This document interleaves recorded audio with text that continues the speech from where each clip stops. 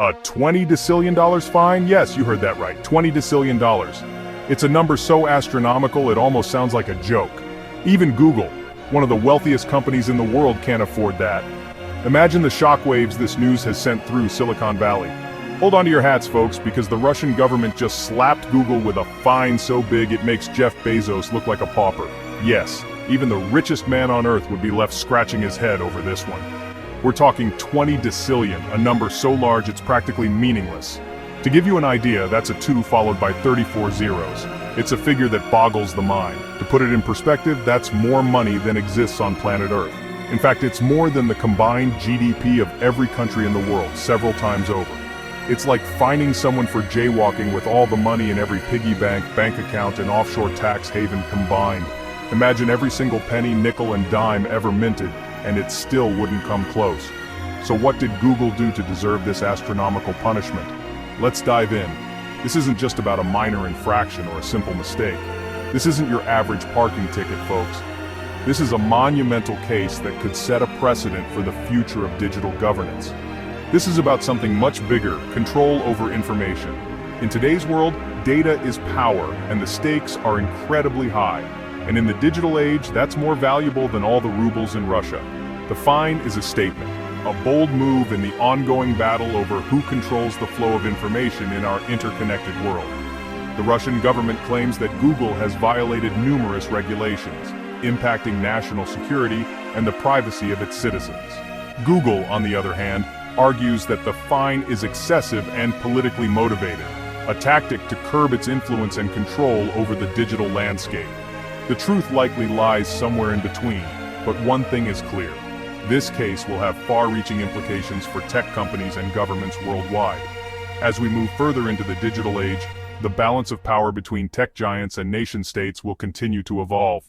This $20 decillion fine is just the beginning of a much larger conversation. So, stay tuned, because the outcome of this case could reshape the digital landscape as we know it. The battle for control over information is far from over, and in this high-stakes game, the rules are still being written. Google's Russian roulette. What went wrong? The short answer? Russia says Google didn't delete content it deemed illegal. We're talking about stuff like videos, websites, and social media posts that the Russian government doesn't want its citizens to see. This includes content that could be seen as politically sensitive, critical of the government, or simply not aligning with the official state narrative. Now, before you start picturing Google execs personally uploading cat videos with subversive messages, it's important to understand the context. Google operates on a massive scale with millions of pieces of content being uploaded every day. It's a monumental task to monitor and regulate all of this content, especially when different countries have different laws and regulations. Russia has been cracking down on internet freedom for years, and Google, with its vast reach and commitment to open information, has been caught in the crosshairs. The Russian government has implemented strict laws that require internet companies to store data on local servers and remove content deemed illegal. Failure to comply can result in hefty fines or even being blocked entirely. Think of it like this. Russia wants to control the narrative within its borders, and Google, with its vast library of information, is a bit like a loose cannon in their eyes. The Russian government sees unrestricted access to information as a threat to its control and stability. They want to ensure that their version of events is the one that prevails, and any deviation from that is seen as a challenge to their authority. This isn't just about Google, though. Other tech giants like Facebook and Twitter have also faced similar pressures. The broader issue at play here is the ongoing battle between governments and tech companies over control of information. It's a complex and often contentious relationship, with both sides having their own interests and priorities. So what went wrong for Google in Russia? It's a combination of factors: the sheer volume of content, the differing legal landscapes, and the fundamental clash between a company's mission to provide open access to information and a government's desire to control that information.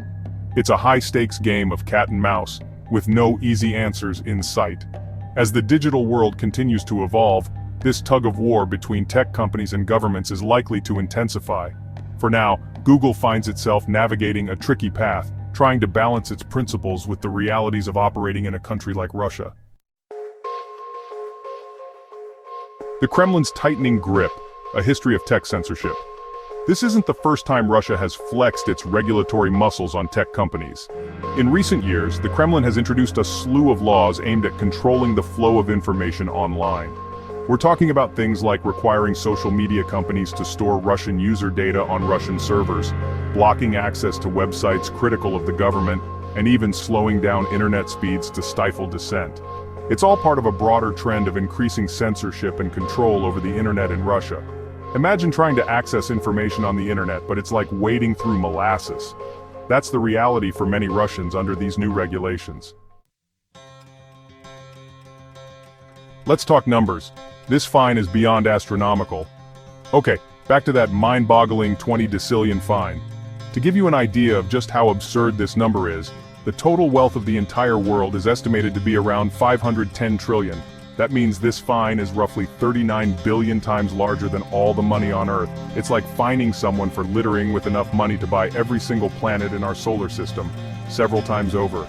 It's clearly not about the money, this is about sending a message so loud that even Google's algorithms can't ignore it. Section 5. Google's Russian dilemma, to stay or to go. So, what does this mean for Google's future in Russia? That's the billion-ruble question. The tech giant is at a crossroads, facing a decision that could have far-reaching implications for its global operations and reputation. On the one hand, Russia is a massive market with millions of users. The country represents a significant portion of Google's user base, and pulling out would mean losing access to a vast audience that relies on its services daily. On the other hand, operating under these conditions, with the constant threat of fines and censorship, has to be a major headache for Google. The Russian government has been tightening its grip on the internet, imposing stringent regulations that challenge Google's operational freedom and ethical standards. Does Google try to play ball and comply with Russia's demands, potentially compromising its values in the process?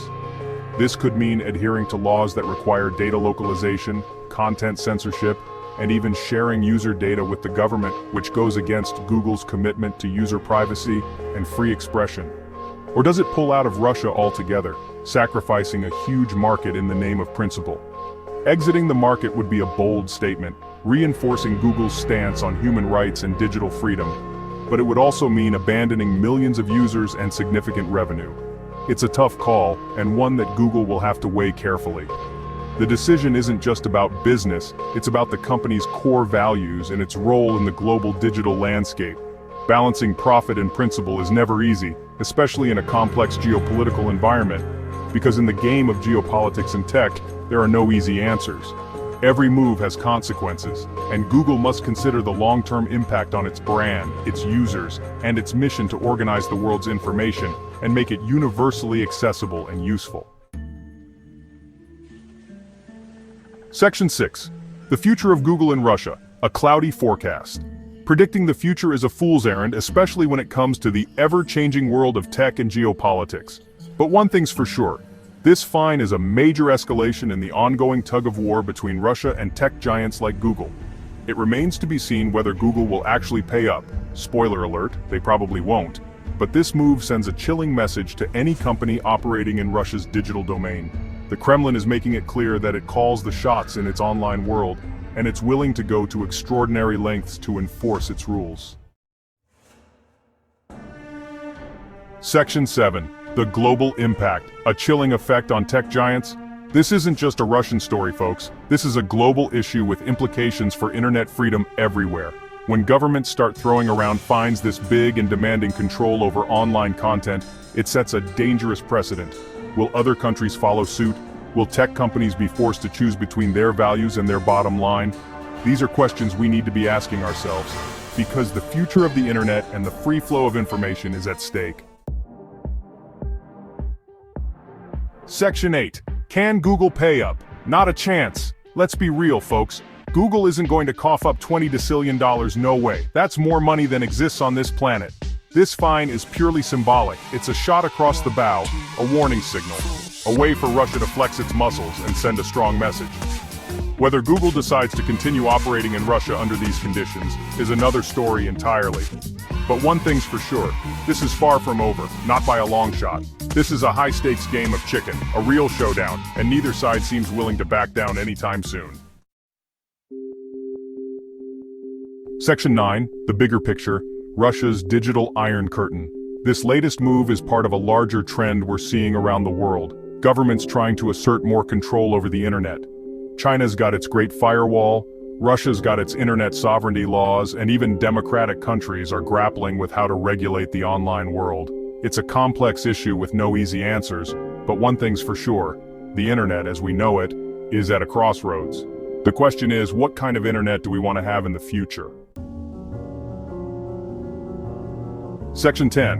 What's next for Google and Russia? A game of wait and see. Right now, all we can do is wait and see how this plays out. Will Google try to negotiate a smaller fine? Will they pull out of Russia altogether? Will other tech companies get caught in the crossfire? Only time will tell.